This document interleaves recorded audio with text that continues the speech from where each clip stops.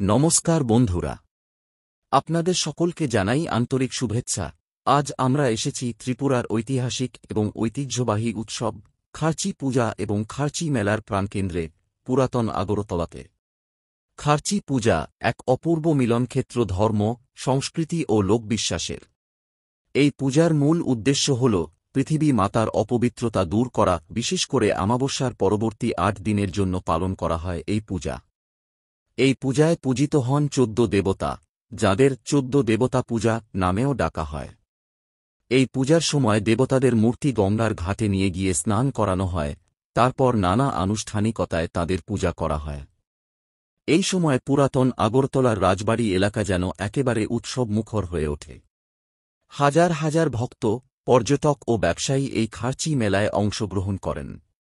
খার্চি মেলা শুধু ধর্মীয় উৎসব নয়, এটি একটি বিপুল সাংস্কৃতিক ও বাণিজ্যিক মেলাও।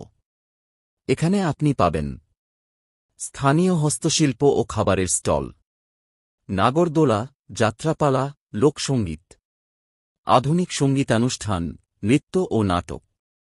এই মেলা মানুষকে শুধু মজার উপলক্ষই দেয় না, বরং এখানে ত্রিপুরার জনজীবন, সংস্কৃতি ও ঐতিহ্যকে এক ছাদের নিচে পাওয়া যায়। তাই আসুন এই পবিত্র এবং বর্ণময় খার্চি মেলার অংশ হই। সম্মান করি আমাদের সংস্কৃতিকে, ভালোবাসি আমাদের শিকড়কে। খার্চি পূজা মানে আত্মবিশ্বাস, ঐতিহ্য আর সমাজের এক অপূর্ব বন্ধন। ত্রিপুরার প্রাচীন রাজপরিবারের ঐতিহ্য মেনে এই পূজার সূচনা হয় রাজবাড়ির দেবতাদের সম্মুখে। এখানে পূজিত হন ১৪ দেবতা, ত্রিপুরা রাজ্যের রক্ষাকর্তা বলে যাঁদের মানা হয়। এই দেবতারা হলেন শারীর দেবতা হুম, টুইমা, থং, সিনহা, হাওই, বুচুক, চাঁদাই, বাংকুম, আরাম, ময়, তুছুক, গাছে এবং খুলাই। এদের মূর্তিগুলি পুরাতন আগরতলার রাজবাড়ি থেকে গঙ্গার ঘাটে নিয়ে গিয়ে পবিত্র স্নান করানো হয়। এরপর বিশাল আয়োজনের মধ্য দিয়ে চলে পূজা, বলি এবং নানা ধর্মীয় অনুষ্ঠান। এই পূজা চলে ৭ দিন ধরে।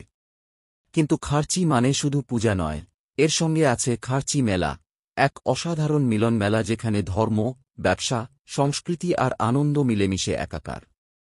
মেলার কিছু বিশেষ দিক: নানা রাজ্য থেকে আসা হস্তশিল্পীদের স্টল, ত্রিপুরার ঐতিহ্যবাহী খাবারের স্বাদ, নাগরদোলা, সার্কাস, শিশুদের খেলার আয়োজন, লোকগান, সাংস্ক।